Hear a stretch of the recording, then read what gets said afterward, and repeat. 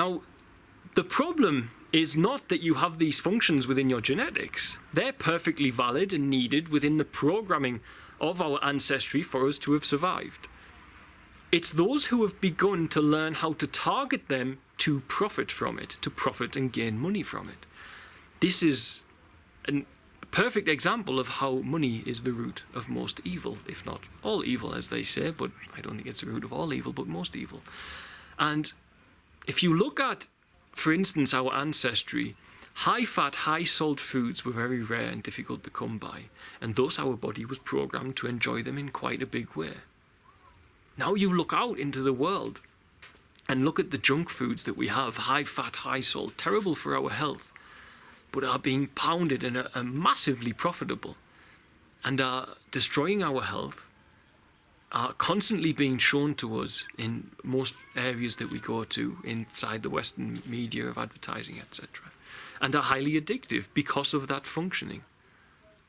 These are your natural genetics within you, and this is how your natural genetics, which ultimately are part of your lower nature, because being undisciplined means that that part of you can speak louder than the rest of you, is your prison. Weapons always close to end, for he has seen too much hatred.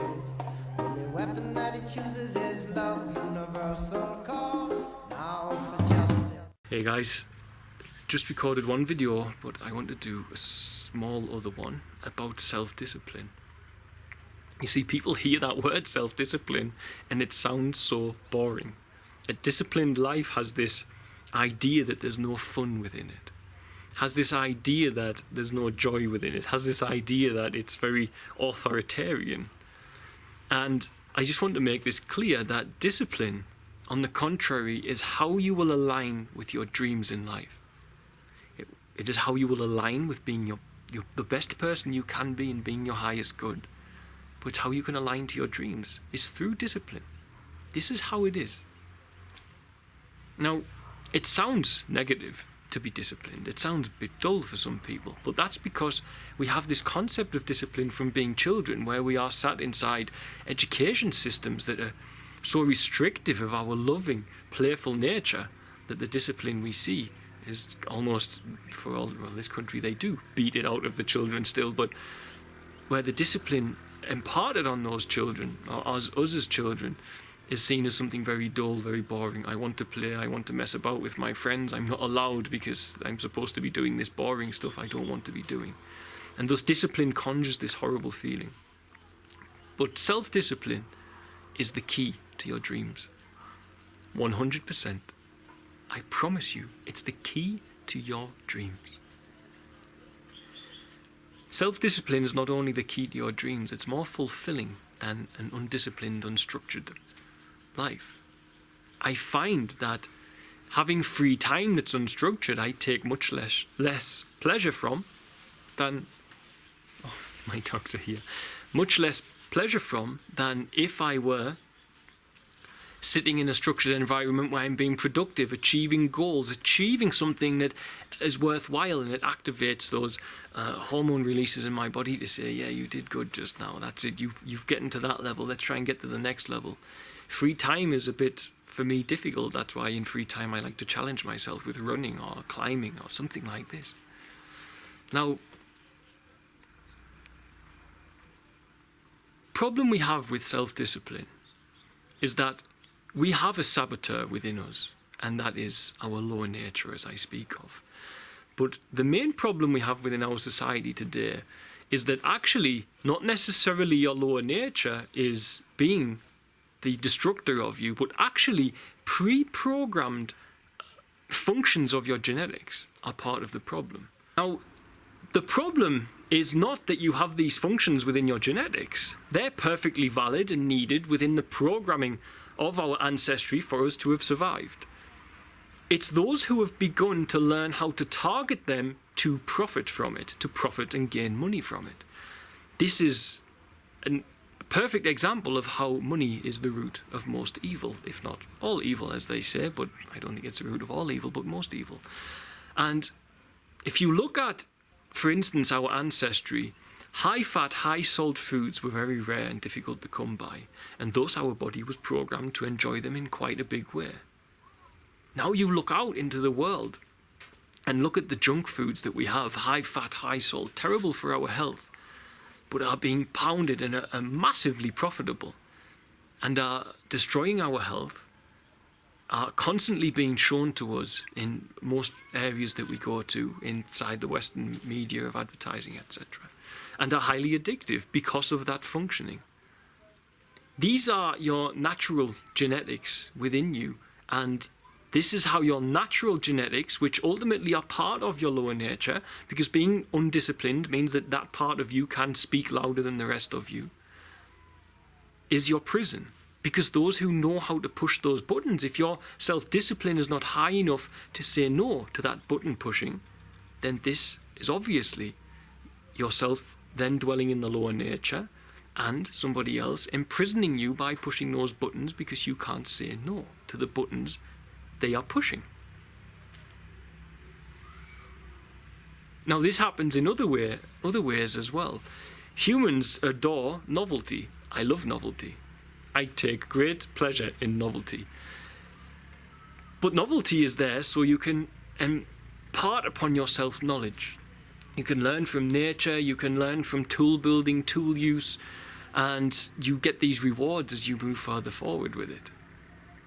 This too has been abused so heavily because people have sussed that weakness out inside human lower nature as well.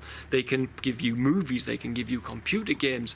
Now I'm not saying these things are completely bad because we need them, and if they are structured in a way that we learn and we get levels of gratification and positive hormone production from them, then who's to say that they need to be eradicated completely, but certainly they need to be limited.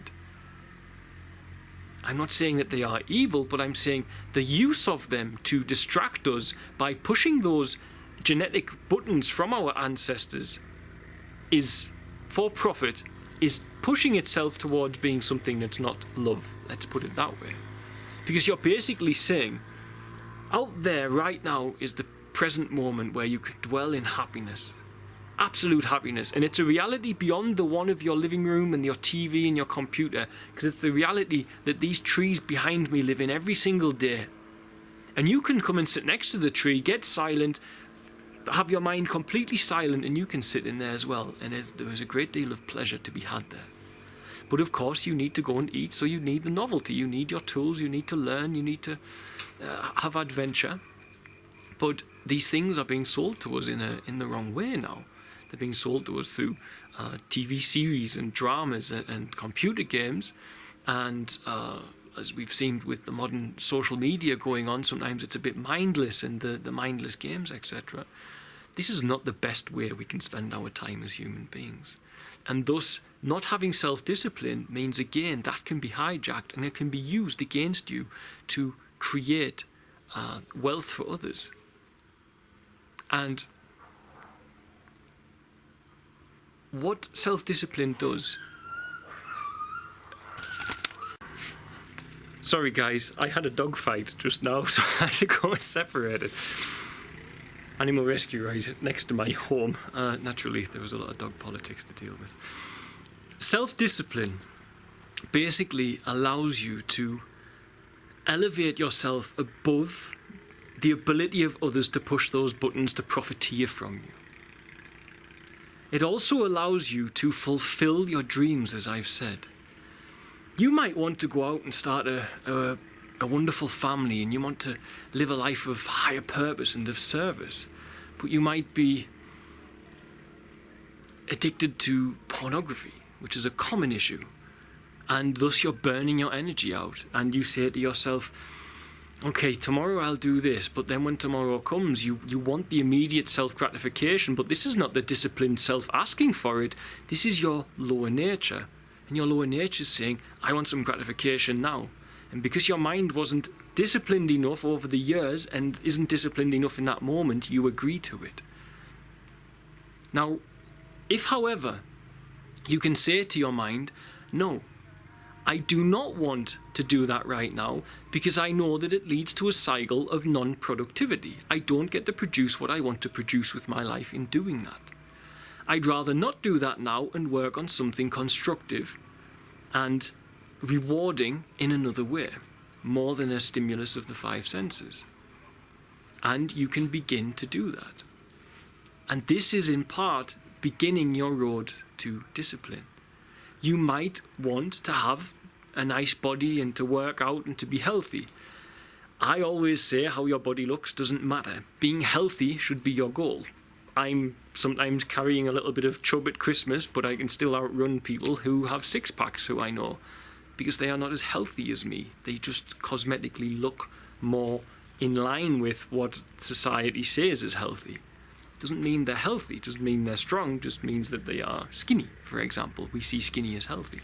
But let's say you want to get healthy, but you can't. You maybe have a workout routine or whatever, you want to go running every day or whatever it is. But you can't do it. And you're eating unhealthy because someone is plugging those buttons in you, which tell you want this high-fat, high-salt food, which is not good for you, like chips and crisps, etc. Crisps in England we call them, chips in America you call them. You want these things. Perhaps you want this big mixture of fat and sugar without the hard work of working out, like ice cream, vegan ice cream in my case, of course. But nature doesn't ever provide you with fat and sugar together. And it stimulates you in a big way. That's probably why I very much enjoy avocado, mango and rice as a meal, because it has that mixture. Your brain doesn't know what to do with its dopamine centers. Fat's doing this, sugar's doing this, it's not used to it, and it's enjoying it, and it's kind of crazy up there. But it's tasty, of course, we all know, it's pleasurable.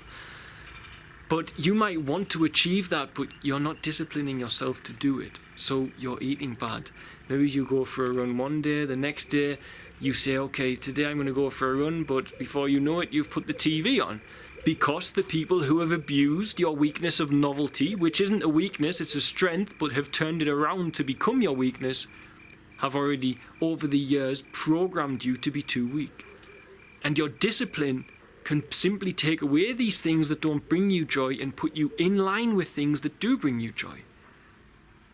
And eventually you can reprogram your mind to have new habits. There's varying different information about how long it takes to program your mind with a habit. Between 21 days and 2 months tends to be the average that they say. And then it becomes a joy for you. Running for myself is such a joy. For others, it's such a horrible pain. The idea of running, they'd rather sit on the couch and watch TV. But they are not happy.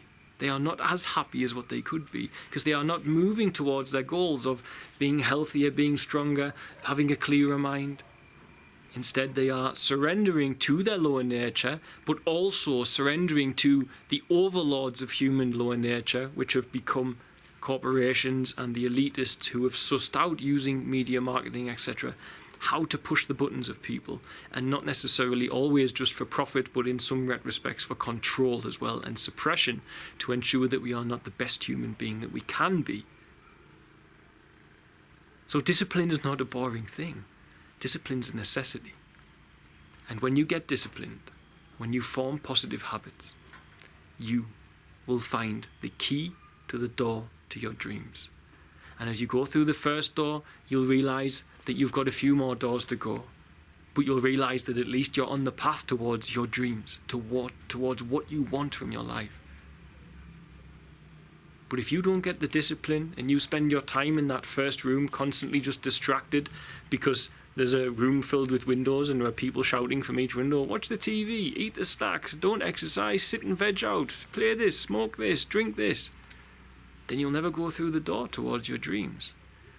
But if you can get silent and all of that's coming, it can stir you and stir you all you want. If you're silent, your reactions to those weaknesses won't be present within you, and you'll be able to go through that door. If you take a glass of water with some dust settled in the bottom and you stir the glass will become cloudy. You sitting in a room with all these things shouting at you is like that cloudy glass of water. You'll become cloudy. But if you, in meditation and discipline and progressive forming of habits that benefit you, take that dust out of your glass, take away the ability for people to push those buttons upon you, take away the ability for your lower nature to be louder than your higher self which wants to go towards your dreams, then they can stir that glass all they want. It will never get cloudy because you've took the dust out. Thus, they can call on you. How beautiful. They can call on you to go against your to go against your higher nature and do your lower nature's bidding all they want. And you'll just hold out the key to your dreams, open the door and walk into the next room. And the door will still be open behind you as you get to the next room, and you'll still hear those things in the background calling you, but then you'll get a key again as you progress further and open the next door. And that noise will be even quieter and quieter and quieter and quieter until the point where you can barely hear it. And it goes back to how it was supposed to be. That novelty is beneficial to you because you get to seek the progression of knowledge and the development of yourself and your intelligence. And the indulgence in foods that are rare normally within nature become something helpful for you because you want to take them because they're so rare that you get those salts, etc. from them. But if you don't get out of that first room with all the people calling through the window telling you to go this way, if you don't find the key to your dreams through self-discipline, then you're in big trouble and you'll never walk towards your dreams. And I share this information because I hope, in a selfish way, that some of you who hear me, your dreams will be to come and to reinforce the work that we are doing on the ground in places like Tanzania for those who desperately need it. My dream is to help as many people as I can here and to be my highest good to God. Yours doesn't have to be that way. It's not selfish to have your own dream away from that. What is selfish is to waste your one chance at life by not ensuring that you have the key to your dreams, by ensuring that you participate in the joyous journey of self-discipline. God bless, guys. Bye.